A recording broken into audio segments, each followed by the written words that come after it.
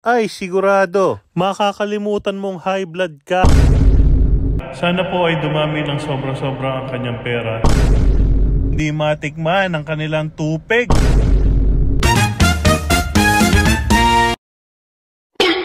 Mini vlog nga pala tayo ulit for today's video mga best friend.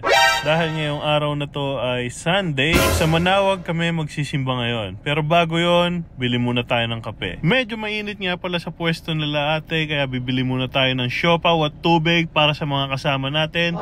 At babalikan na lang natin yung kape. Pag nadaan kayo mga best friend dito sa Petrol, sa Tiplex, try nyo tong kape nila. Tuwing dadaan nga pala kami dito, hindi po pwede hindi ako bibili niyan dahil mura na, masarap pa. Nandito na nga pala kami sa Manawag after ilang oras lang na biyahe. Buti na lang at sakto ang dating namin para sa misa, kaso nga lang napakalikot ng bata na to.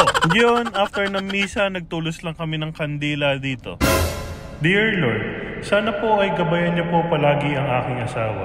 At sana po ay maging successful siya sa buhay. At higit sa lahat, sana po ay dumami ng sobra-sobra ang kanyang pera para po mabili niya lahat ng gusto ko. Ayun na nga, pawis na ang bata sa sobrang kalikutan. Kaya after nyan ay uuwi na rin kami. Ganito nga pala mga best friend na madadaanan mo dito papunta sa parking area. Pag nagpunta ka nga dito ay hindi mo po pwedeng hindi matikman ang kanilang tupig mga best friend. Madami nga din sila dito mga best friend na pwede ipampasalubong. Buong taon ata namumunga ang kanilang mangga, chiko at bayabas. Tuwing pupunta kami dito, laging available yan mga best friend. Meron din sila dito mga tinitindang sukang binalonan at saka bagong Pangasinan. Kayo na nga ang magsasawa sa dami ng pwede nyo ipampasalubong dito mga best friend. Pagkatapos nga niyan ay umuwi na kami. At ginabi na nga kami sa daan mga best friend, pero buti na lang. Merong masarap at malupit na kainan dito lang malapit sa bahay namin. Kaya dumiretso na nga kami dito para dito na lang kami maghapunan. Bago nga pala kami dumating dito ay nag-message na kami sa kanila para mag-advance order. Buti na lang ay mabilis silang mag-respond sa kanilang FB page mga best friend. Kaya naman pagdating namin dito ay nagbayad lang kami ng aming in-order. Ayun, at ready na nga lahat ng pagkain namin.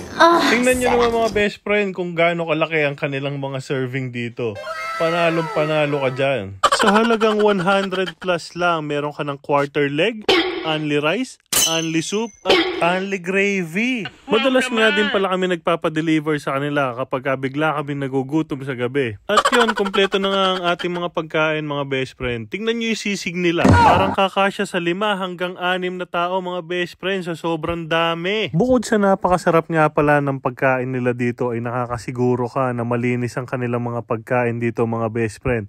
Dahil nakikita mo ang mga nagluluto sa loob ng kanilang kusina. At napakaaliwalas at malinis ang kanilang pwesto. Pagka nga pala natikman mo ang kanilang sisig dito mga best friend, ay sigurado makakalimutan mong high blood ka sa dami na makakain mo. At hindi na nga ako nakapag-video habang kumakain kami dahil talaga naman nagkasarapan ng aming pagkain. At yun, hanggang dito na lang mga best friends. Salamat sa panonood.